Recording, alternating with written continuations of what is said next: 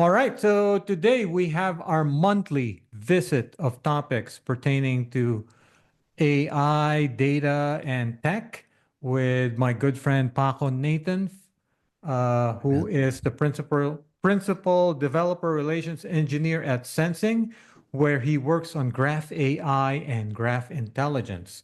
Paco, welcome back to our monthly episode. Thank you, Ben. Great to be here. All right, so we're recording this on the day after election here in the US. So if our energy is low, we'll just leave it at that. But we'll try to perk up as the episode picks up here. But for my first topic today is BAML. So that's spelled BAML. It is an open source open source domain-specific language which solves two things. Basically, it injects software engineering rigor into how you build AI applications, particularly ones backed by frontier models, large language models, and large multimodal models. So basically, the idea here is as you build these applications, you're now starting to manage and develop prompts. And so now you might have hundreds or even thousands of these prompts that are maybe you're embedding things in your prompts, JSON, and so on and so forth. Maybe you're extracting data from the LLM or from some other data source. And so how do you make sure that you are efficient, right? So how do you make sure that you can manage these prompts efficiently moving forward, that you're getting reliable, structured data from the output of the prompts? And also, how do you make sure that you're doing this so that testing is a first-class citizen and that you can debug? And obviously, some of the other benefits of BAML are that because you're injecting so much rigor into how you do these things, you can now reduce your token usage and therefore your operational costs. So the typical flow for BAML is you write a BAML file, which is quite simple. Actually, the syntax of the language is very simple. And then you compile it. They have a compiler into all the useful programming languages. So if you use Python, they have one for Python, use Java, so on and so forth. They have one for Java. Compiling takes milliseconds, and then that's it. Boom. You get a Python code that you can now call from your Python program, right? And so, yeah, so it's something that actually, so full disclosure, I'm an investor in the company that developed BAML, but I've also become an avid user of BAML, and so have a lot of teams. And yeah, they have many upcoming features, including first-class support for agents, built-in checks and mathematical validation, and enhanced customization and simplified configuration. So yeah, so if you're a team building applications that use LLMs or foundation models, if you're not using BAML, you should be. I mean, especially if you want something that treats testing as a first-class citizen, right? And I think a lot of these things become more important the more you rely on LLMs moving forward, or especially as we look ahead to the world of agents. So yeah, so I'll place a link in the notes, but I guess the easiest way to Google BAML is to type boundary space BAML. That should bring you to the project. Yeah. So that's All right. it. Yeah, that's what I was going to ask. This is also called Boundary ML, and there's also they have something called Prompt Fiddle, right? Where you can Oh yeah, yeah, yeah. And then you can, playground. it's You like can an work with it. online playground, and yeah, so they have some good examples there. Some standard ones around the, I guess OCR of a receipt, I think, as I recall, and then there's one where you have a resume, and then they extract information from the resume. But you can see the BAML code is quite simple. And then they actually, Yeah. and when you use BAML, they show you exactly how you're using the LLM, what your token usage is, and so on and so forth. So there's a lot of benefits, but also, like I said, so they encourage you to develop tests. So testing is treated as a first-class citizen, and like I said, so the nice thing about it is the syntax is so simple, and it'll generate the Python, Java, or whatever JavaScript code that you need, depending on your language, and then boom, you're just using uh, you're you're using LLMs in a much more principled and rigorous way. Well, I'm curious about a few things. So I mean, recently, a friend, John Caulfield, was walking me through some work with shortcuts on Apple. Have you used Apple shortcuts? Apple shortcuts, you mean on the Mac? No, on iOS, where Yeah, yeah. it's like different apps have uh, some variables they expose or some kind of Oh, yeah, no yeah, yeah, code yeah, yeah, interface, if you yeah, will. yeah, yeah. It's interesting. I mean, there's a lot you can do with it, although it's a little clunky as far as trying to understand what fits where, how do you test.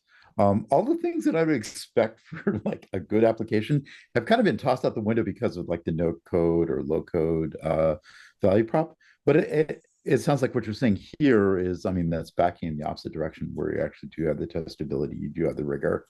So that's why I was going to ask you if you'd compare the two, but this obviously looks You a actually, lot I more mean, reasonable.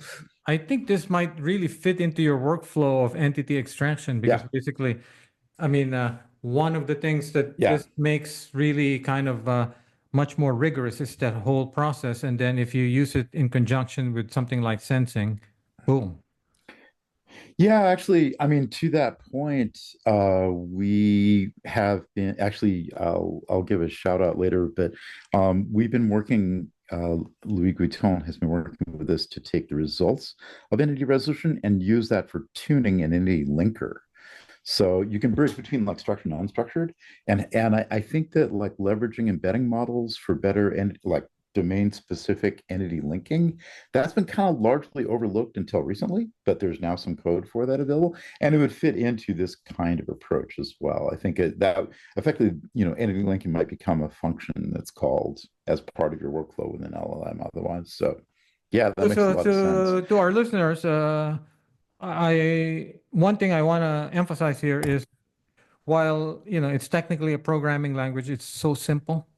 It, I mean, you can probably learn it in like an hour or two. I mean, the syntax is so simple and so specific to using these foundation models that you can be up and running. By as Paco pointed out, just look at some of the examples in Prompt Fiddle, and boom, you're going to know exactly how to use it.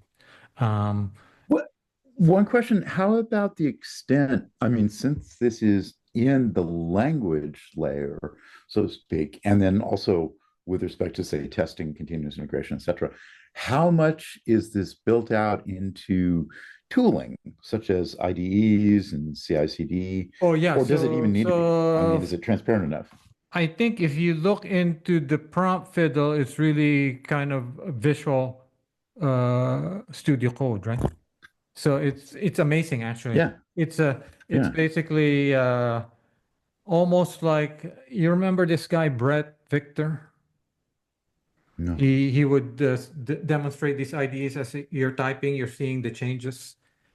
Ah, okay. Yeah, Yeah. yeah. So you can concoct something like this. It's almost like I think in their example of the OCR for the receipt, which they use as a demo as well, is you can make changes to that code and it'll start modifying the results in front of you of the extraction.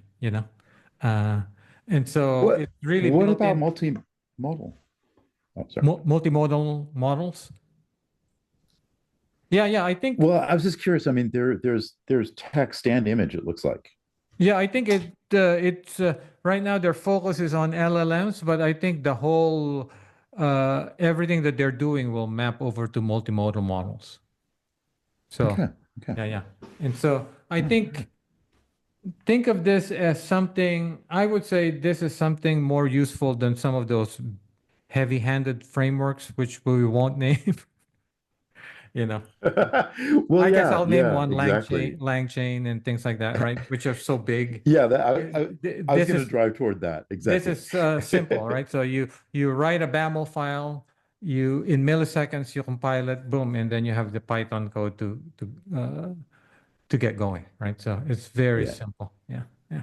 And so And then and you can imagine, if you're a software engineering team, you can immediately use this and plug it into all your tooling, GitHub, and all of that stuff, right?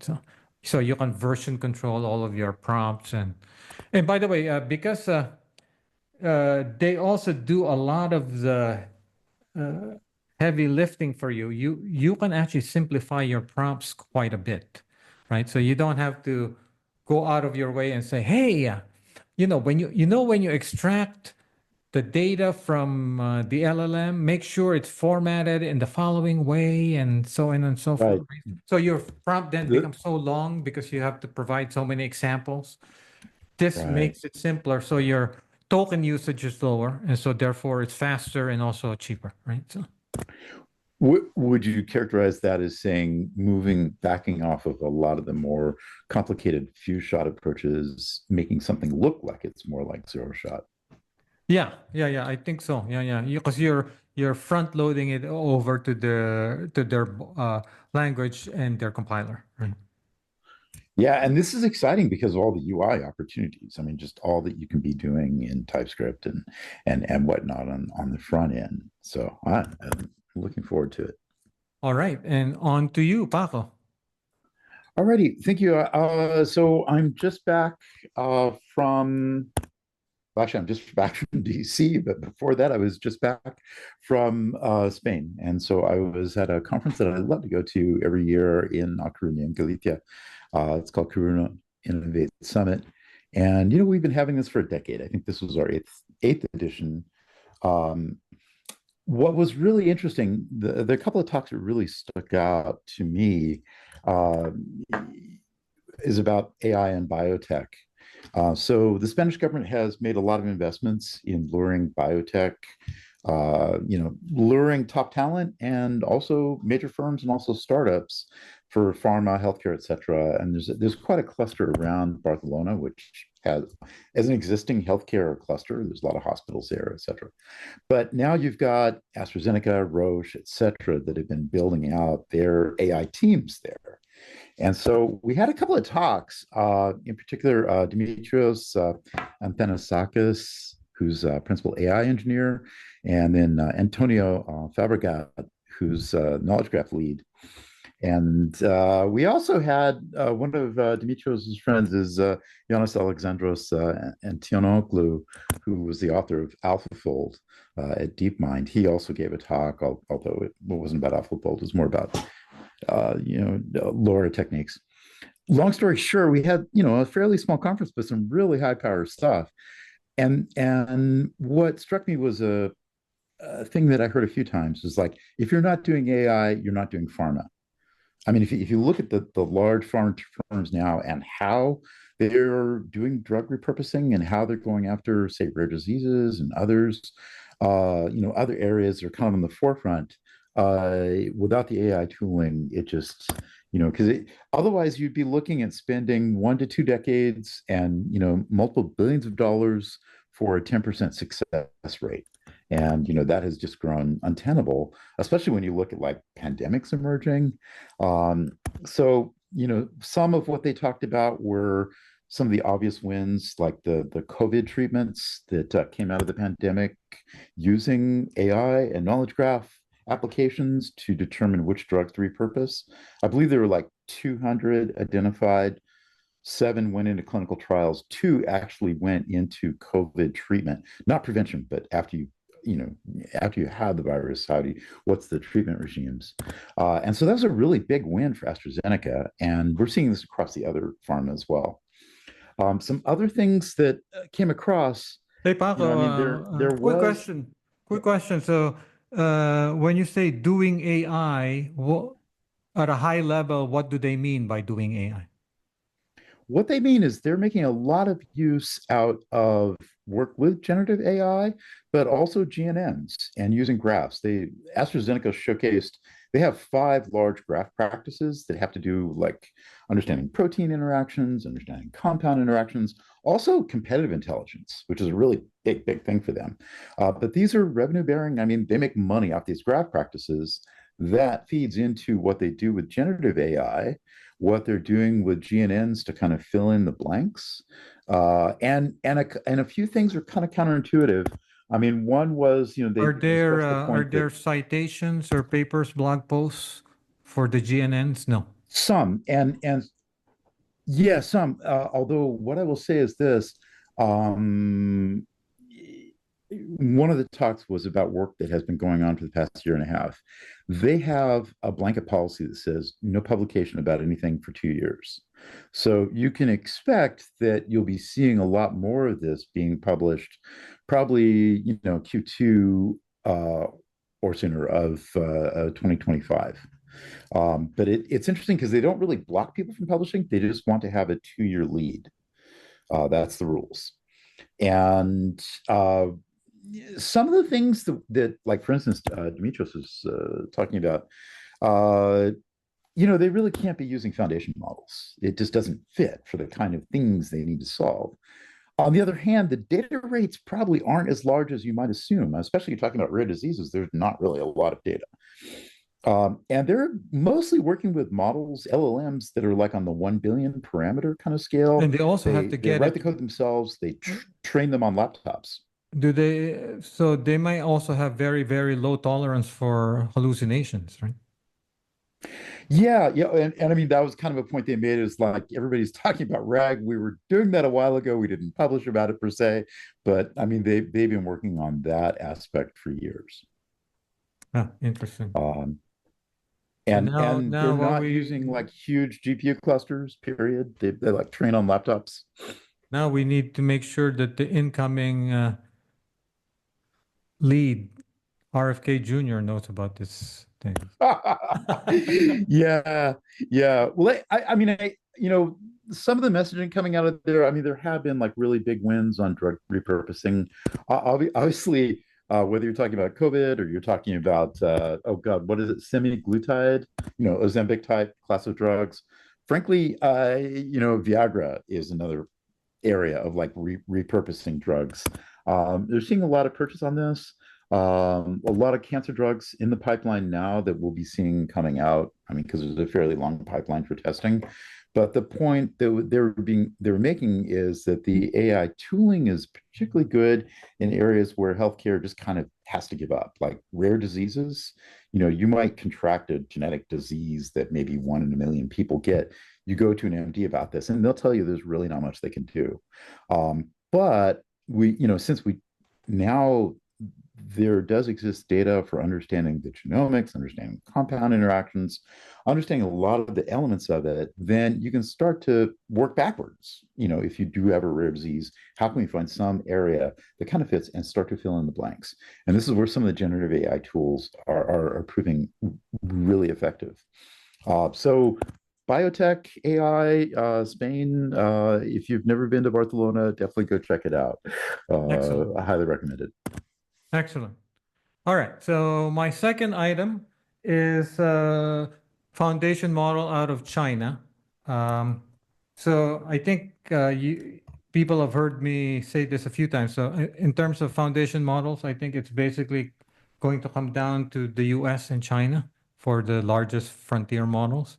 And I think the reason I'm bringing up this particular foundation model is, among other things, just to remind people that even with the export controls of the Biden administration, the Chinese seem to be able to push out frontier models. Now, we will have to compare them by using them more carefully, right? So this one is from Tencent.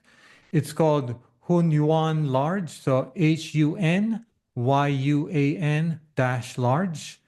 It's open source, transformer-based mixture of experts, 389 Hmm. billion parameters and 52 billion activated parameters. And it supports context lengths of up to 256,000 tokens, right? So the existing solutions tend to be either dense models like Llama 405 billion or Llama 70 billion, or other mixture of expert models like Mixtral or DeepSeek, which is also from China. Um, so presumably this is better than the existing mixture of expert models.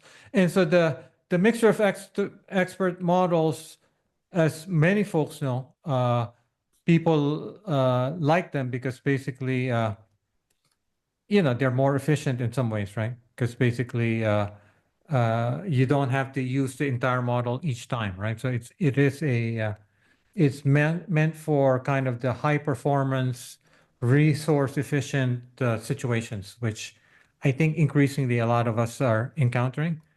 So, like I said, it's a Mhm. model that is supposed to be open in the sense that you can fine tune it. There's some restrictions in the license, and also you will have to test it. I think there's a test interface on Hugging Face, and I can just tell you, just don't try to ask it. I've done this myself. Questions about Tibet, Taiwan, or Xinjiang.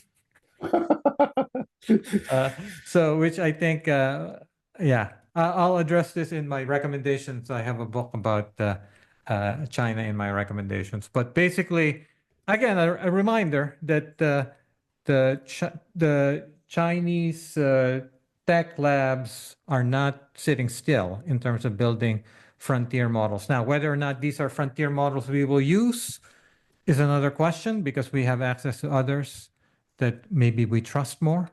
But the fact of the matter Yeah. is, we have expert controls in place, and somehow they're able to train uh, large models that I think are a lot more crippled than ours. So this is where we will have an advantage, right? Because they have to put so many guardrails in light of the Communist Party, right? So, I mean, they can't just Interesting. they have to be very careful in terms of releasing, right? So I've actually been successful in asking it questions about Taiwan, but the answers are quite uh, disturbing and funny at the same time. And sometimes they will just say, I'm not yet I have not been trained yet to answer this question. Their version of guardrails. Yeah, exactly. Yeah. So therefore, yeah. So anyway, so Well, check it out, play around with it, and so I think the other thing that's interesting about this is maybe then we'll see Llama push out some interesting large mixture of experts models, right? So or as Paco and I talked about the last time, Paco and I remain hopeful about Gemma not being treated more seriously by Google, right? So pushing out larger Gemma models that are, they can still kind of reserve their best models for Gemini, but then maybe release some really, really kind of interesting large Gemma models as well. I'm interested. I'm curious, given the size. I mean, it sounds like okay. So it's up on Hugging Face. We could be using Hugging Face transformers to pull it into applications really simply. But given the size, it's not probably something you're going to run on your laptop, right? It's going to need to be hosted. Look, I mean, people are running Llama on their laptop, right? So someone is going to figure out a way to distill, quantize, Okay. sparsify this thing, right? So uh, Okay. now I have to admit I haven't read the license closely, but there are some restrictions, as you can imagine, right? So there's already restrictions in terms of not restrictions, but it already behaves kind of funnily on certain questions in certain kind of topics that the Right. CCP does not approve of. So I'm sure the license is there's got to be some fine print in the license as well, right? So, but How, you can how, fine tune it. You can fine tune it. How about other areas of openness? Because I mean, even Llama is not exactly open. Oh, so Um, it's the same in the sense of Llama in that they call it open source, but it's not open source. It's right, open right. in the sense of you can fine tune it, so you might have access to the weights uh, and uh, and the basic architecture, but I think that's it, right? So, Oh, okay. Well, excellent, excellent. This is good. Let's heat up the competition. and on to you.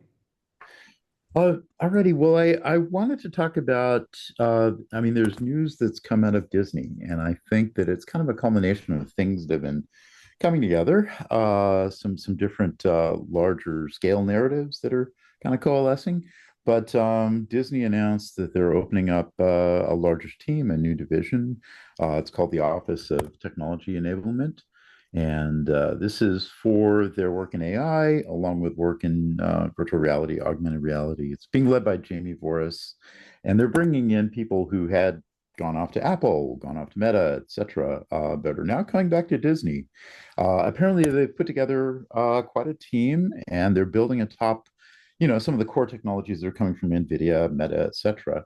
Um, Obviously, entertainment vertical faced a lot of backlash, particularly last year from actors, writers, celebrities in general. But that said, I mean, there's so much admission that Gen AI is being used all over Hollywood, in a lot of different areas. And so, maybe we're seeing the flip side of the backlash last year. My question is, Disney obviously has a lot of money and they're able to connect with consumer markets very well, as we know. It looks like they're using this to push not only for their post-production and virtual effects work in films, but they're also looking at how can this team really enhance their parks and experiences, and then from there moving into consumer products. So the question is, does Hollywood in general, but Disney in particular, do they have the resources to really sustain AI initiatives, R&D initiatives, where they may be showing emergent models and techniques beyond what the tech giants are doing? Can they take over part of that mantle? And can they succeed in areas in both AI, but also in AR? Can they succeed in really putting together the business model and taking it to the last mile where Alexa has faltered, AR at Meta kind of faltered? Can they be the entity that really reaps it, as opposed to saying that tech giants own all? And I've linked to some pretty interesting articles, analysis about this. My Definitely, there's a lot of talk about hybrid workflows and yeah, all. So yeah, my initial guess is no. Because one, they also have, they're fighting defense on the streaming side of the house, number one. okay, And number two, I think there's a certain hardware component to all of these things, VR, AR, and AI, that I don't know if what they will bring there specifically. I mean, Apple probably has the best VR set, but it's still expensive, right? So the economies of scale are still not there. And right, Apple has the apps already that make it compelling, but it's just too expensive and still a bit clunky, right? So this is with Apple. right, Really, right, Apple is like the master of the supply chain and in China and things like that, right? So if they can't scale it, it'll be hard. And then finally, on the outside, there's disruptors for Gen AI for video, for example, Runway, right? So Runway.ai, which is a big user of Ray. They they run the AIFF, AI Film Festival. Yeah, so you can see, I mean, the amount of things that innovation there too. So yeah, so then now you have this massive conglomerate with so many moving parts, parks, film, streaming. Yeah, I don't know. It's going to be tough, right? yeah. I mean, the hardware was the thing that struck out to me. I mean, clearly, on the high end side, on the back end, I mean, they're doing so much work with NVIDIA. Disney is, one of the showcases of NVIDIA, or sorry, it's one of the things that they showcase. Yeah, yeah, but And it's more than GPUs in these things, right? So exactly, it's the last mile is not going to be a GPU. yeah. But I mean, we are seeing interesting work on the last mile, lower power. We'll talk about that probably in a bit here. It does beg some questions.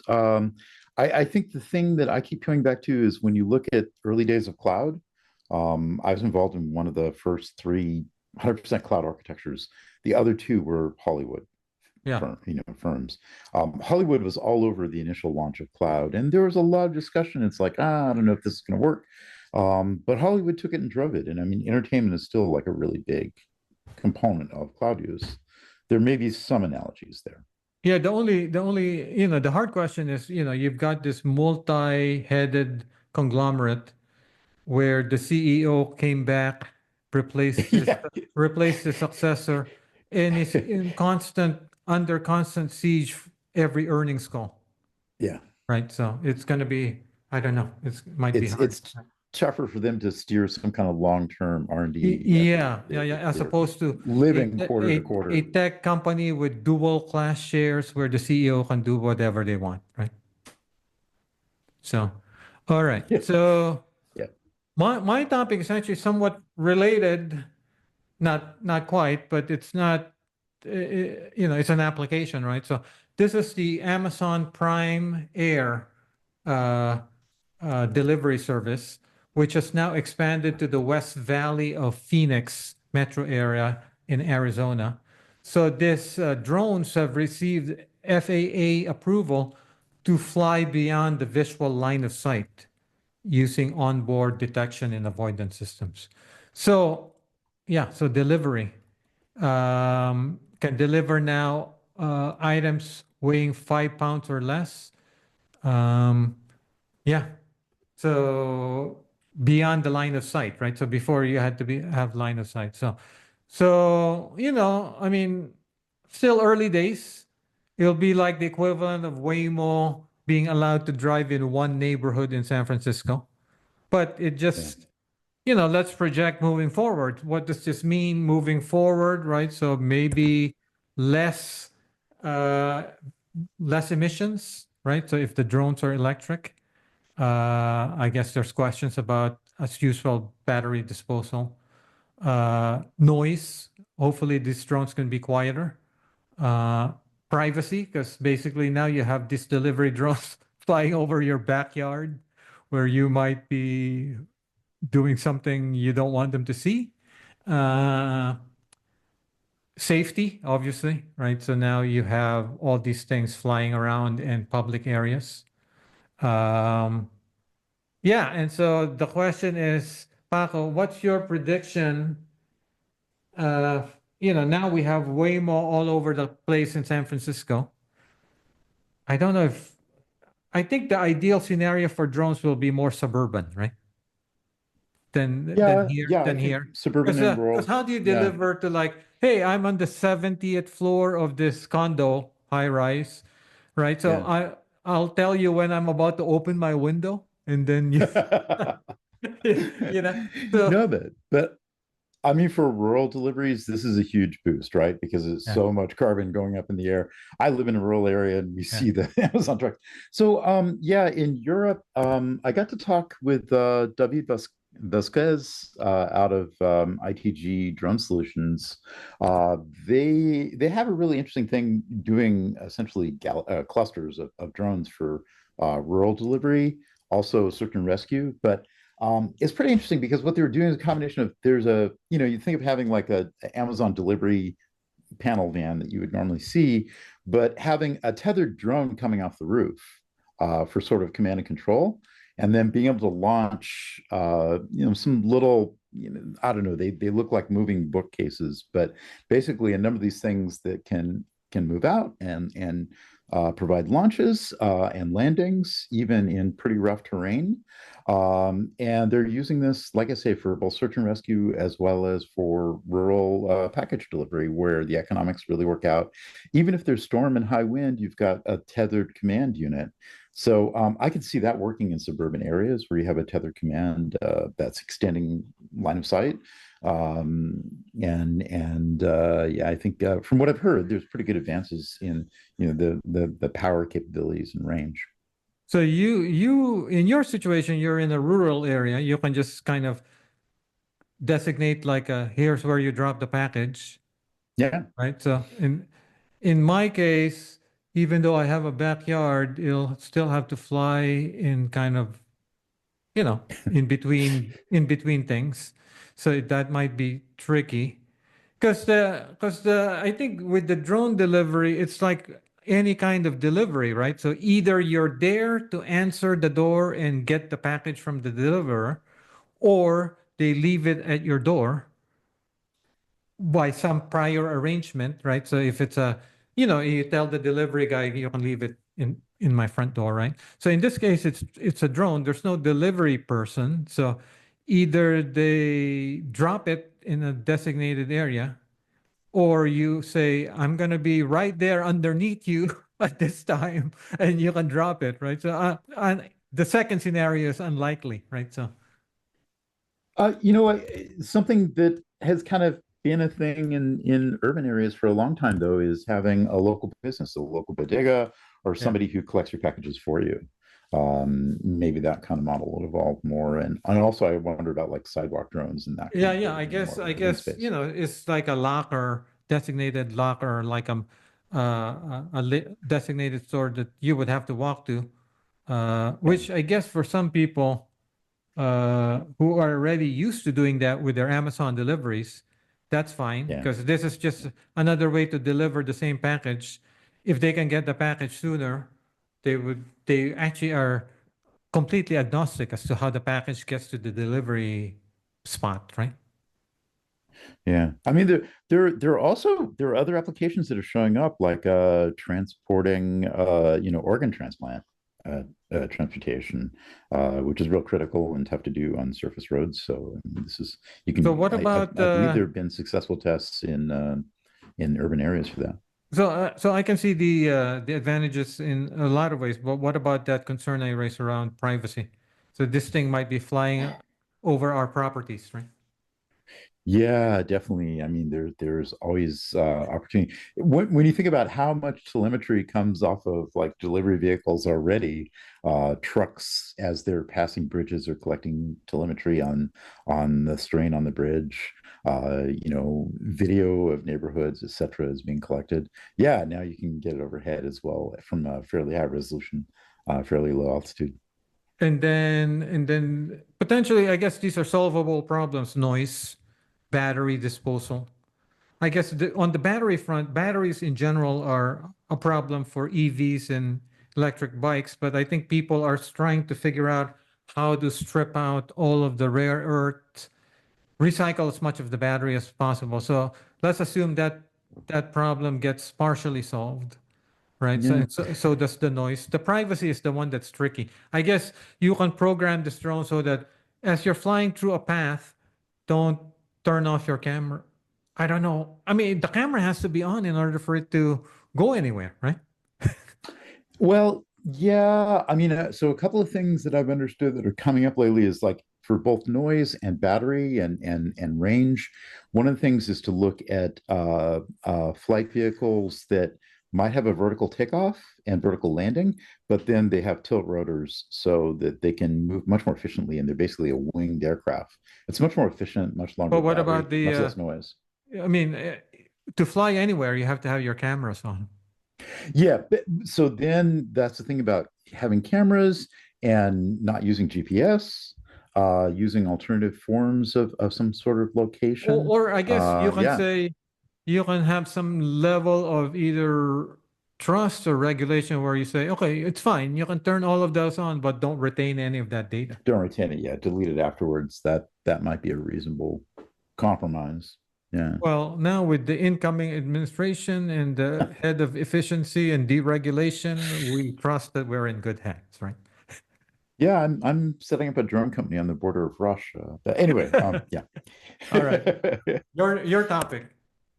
Okay, well, I wanted to touch on something that you've brought up on the podcast, but also on Gradient Flow articles recently. A couple of things that I think maybe we could discuss about AI advances in speech. I think this is really exciting. Incredible, huh? You'd covered Yushe Carmiel and meaning, what they're doing with zero shot voice cloning, the 5S, Real the time. F5-TTS real time. Mhm. Yeah, and it's just really, I mean, it brings up a constellation of problems, but the sort of like personalized voice creation I mean, and 10 seconds, 5 to 10 seconds. and just how much this would help people who have to use voice in their job, but they struggle with accent.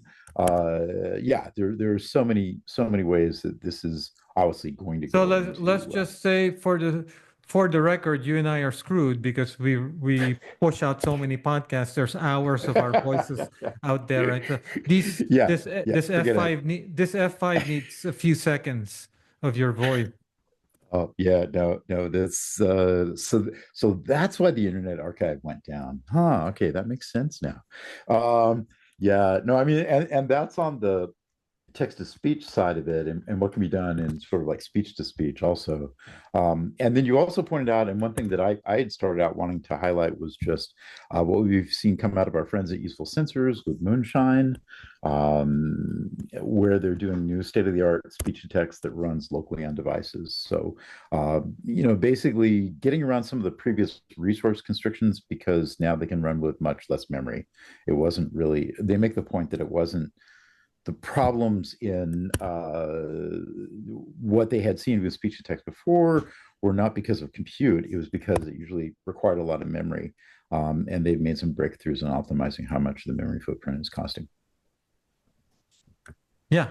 All right. So then my quick hits are kind of infrastructure-y, I guess is the is the adjective. The first one is something I also wrote about, which is the kind of evolving thinking around vector embeddings, right? So Yeah. right now it's kind of there's a disconnect between here's your source data, then I have an ETL pipeline and embed it and store it somewhere else.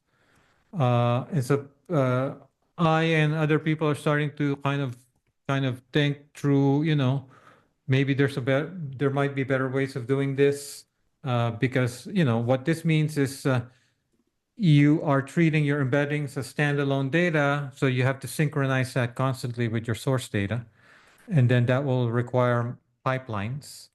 And now, if you have a different storage system, now you're managing two different storage systems. You're increasing your operational complexity. There's also, the more you rely on these embeddings, maybe there might be some inconsistency if you're not synchronizing properly between your whatever application, RAG application, uh, in your data, right? So, and then you also have to upgrade your embedding models from time to time, and so now you have, this coupling, right? So it's interesting because around the time I was thinking this, the folks at Timescale proposed a new system that's built around Postgres, which is what they are famous for, where they basically treat the embedding as like a database index. So I'm not saying that this is the right way to do it, but it's one way to think through kind of this challenge of having this disconnect between the two. All right, so that's my first topic. The second topic, Paco, is actually much more of a unformed, unformed kind of brainstorming session with you, which is around this notion of, and this is an observation at this point, honestly, AI workloads and Kubernetes, right? So I'm starting to hear that people are saying, teams are starting to notice, and I'm starting to hear that basically, Kubernetes might be not the right, I don't know if the fit is the right way, but basically AI is pushing Kubernetes capabilities, right? Because why is that, right? So you've got GPU, these are GPU intensive workloads. Maybe you have even heterogeneous workloads of involving different GPUs or CPUs and GPUs, right? So now you have, or even if it's just GPU homogeneous intensive, GPU intensive workload, right? So now you would have to efficiently allocate and utilize GPU resources across applications. Not sure if that's something that necessarily Kubernetes is Yeah, was it's pretty designed to do. agnostic. When yeah, I mean Kubernetes emerged. Well, okay, full disclosure, I was around Mesosphere Yeah. back before Kubernetes was a thing, and you know there were better orchestration tools for clusters that came out of Airbnb and others that were very much resource aware. Kubernetes is not so good at determining resources like memory And you know, yeah, and to be fair, I mean, I think that the advanced teams have workarounds, right? So I'm just saying they everything do. I'm saying, everything I'm saying is around the notion of simplification, right? So and then there's Yeah, yeah, that's fair. networking, right? So AI workloads require fast networking, maybe the standard Kubernetes networking, maybe not ideal. Maybe, like I said, everything I'm saying has workarounds, right?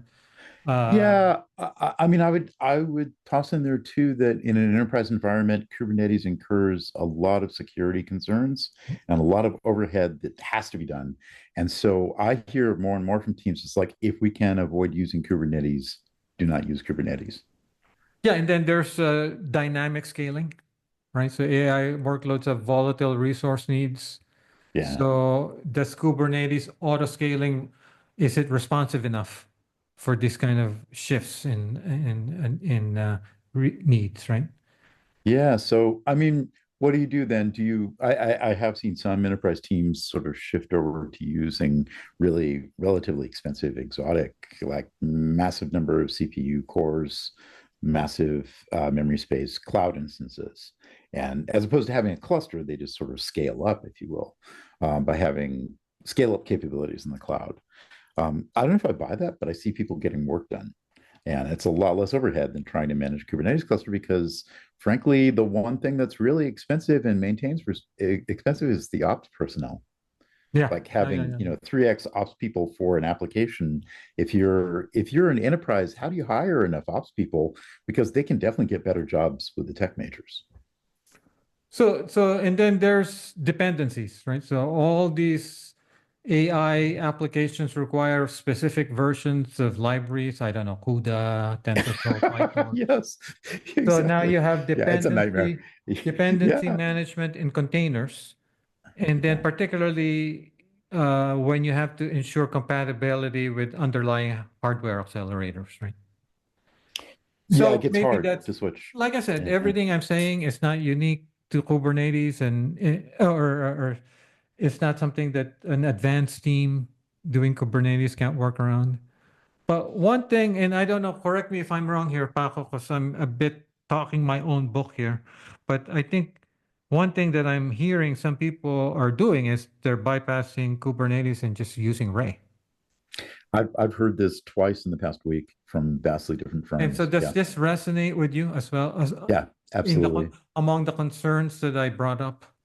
I mean, you end up having to build some of your own stuff, but it's much less cost than having to take on all the bloat and headaches of Kubernetes. If you know that you need it for AI, right? Yeah, yeah, yeah. Yeah. No, I've heard of two AI teams that had gotten much further ahead with much less cost by doing exactly this kind of strategy. So And for I think we'll see more of it roll out. and Paco, for our listeners, maybe you can provide better context than me, but I guess, if you know you're doing AI, then it makes sense. You just go use Ray, right? But then Kubernetes, historically, the idea there is, I'm going to do a bunch of microservices, right? Yeah, it really is built more for microservices, and there might be other things that handle microservices better. I mean, if you have, I don't know, Istio or whatever, or at least maybe that's more the telemetry than it is orchestration. But am I But wrong in still, yeah, well, am I wrong in saying that, historically, it wasn't built with AI in mind, right? No. I mean, Kubernetes came out of like circa Yeah, 2014-ish, yeah, and those it was kind of Mesos. a crystallization of like Google trying to move into cloud provider. Yeah, The kind of workloads that we're looking at now, I mean, Google was learning about those workloads then, but yeah. like fast networking for neural networks you're talking about, that was kind of the time frame when Google was experimenting with that. So yeah, clearly Kubernetes wasn't built for this. So in many ways, Ray obviously has the benefit of hindsight, right? Or just basically it's built for this era. Yeah, I mean, the thing that I'd always loved about Ray was this idea of having distributed objects for storage, distributed remote procedure calls, essentially distributed functions, and then distributed classes, which are actors for distributed state. And with those three kinds of Primitives. abstractions, you Yeah, could build, so much of what you want. yeah, I think because also like the you modern said, languages. AI workloads demand fast storage to handle large data volumes, right? So Yeah, and you're also seeing just like Python really grow up. I mean, say what you will, but it is kind of lingua franca, and in the later 3x versions, just all the support for async IO, all the better abstractions for parallel processing, multiprocessing, I should say. You're seeing the language and the tooling grow up, which was something that back in Java days, with Hadoop or Kubernetes, they were trying to handle those problems at the orchestration layer when probably a lot of it can be handled at the language layer, which is kind of what you were saying earlier, like with boundary ML. It's like, no, actually, we can bring this stuff in a language and we can go back to doing software engineering as opposed to having some arcane priesthood of people who manage the cluster. yeah, yeah. So those are my quick topics. So evolving how we think about storing these embeddings, and then uh, I don't want to start a flame war, but questioning Kubernetes and AI in in the age of AI. It's, I'm with you. Well, I was going to throw out a rapid fire topic about embedding and some of the uses. I mean, one thing that I'm hearing a lot more is, looking at RAG, you're really leveraging the embedding models to do the heavy lifting, and you come up with a list of like, here's the half dozen top sources that you're going to hand to the LLM to come up with a pretty answer. If you already have the answer in hand with, those half dozen sources, maybe you're done. So I am hearing a lot more noise about, well, let's use embedding models more. And I was going to reference this work my colleague Louis Gouton recently did, basically doing customization of entity linking, doing domain-specific entity linking, which is a hard problem if you're working with a lot of unstructured data and you don't want NLP image processing to conflate with NLP, neural linguistic programming. You want to be able to have it be domain specific, and there hasn't been a lot of work in this area. The work in any linking has been kind of, not that great. There have been attempts to do LLMs to do it, but they're kind of clunky, and I don't think they're really ready for prime time. So leveraging the embedding models for this, I'll link to Louise' post there. I think this is a good step forward for tools like Spacey and really being able to leverage Spacey pipelines with state-of-the-art models. And also, I was just going to point to, along with this, Sebastian Roschka has a really nice tutorial about understanding multimodal work and embedding models. Nice visual interactive tutorial about that. So I'll link that as well. all right. And so recommendations. My recommendation is a book, which I hinted at earlier, which has kind of a provocative title, Vampire State, The Rise and Fall of the Chinese Economy by Ian Williams, who is a journalist who's worked a long time in China. But I think it's particularly relevant today, given that we have a new administration coming into the US, so China might again be in the news. But as I alluded to, one of the things that the book highlights is what I observed when I interacted with the Tencent model, Hunyuan large, which is basically a lot of these. One of the challenges for the AI community in China moving forward is that the innovation demands a level of freedom, I guess.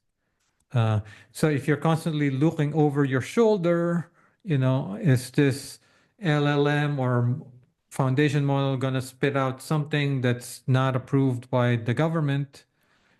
Then how does that impact your ability to innovate or do things? Set aside the fact that you have to do workarounds around these export controls for hardware, right? So, but with that said, as I've pointed out in this episode and previous episodes, Chinese tech community and research community is quite resourceful and clever. But it is a fact that innovation is probably best is flourishes the more you are able to think out of the box and experiment and put things out and not have to worry about I guess going to prison or disappearing, Paco. So on to you. What's your recommendation? Well, given the day, we're talking the day after the election in the US, I would recommend a book, Isabel Wilkerson. I'm starting to read. It's a book called Caste, The Origins of Our Discontents. And, I think that's one of my top level takeaways about the US election. Um, Interesting book. I think a pretty succinct analysis of cultural tensions and trying to parse things that might have seemed unparsable even a few days ago. So yeah, definitely the Wilkerson. I've seen her on news shows recently. I think she has a lot to say. I'll throw out another recommendation though, more to point about the Roundup is it's something called the Incident Database, Oh AI yeah. Incident Database, which I think is And really self-reported. A lot of good news there. There's kind of a geospatial view. There's a taxonomy, and if you want to get involved or you want to be doing research about specific things, I will link it. But it's a really good resource. And with that, thank you, Paco. And again, to our listeners, I think I highly recommend you visit the episode notes for each of these episodes because that's where all of these links will be made available. And with that, thank you, Paco. Thank you, Ben.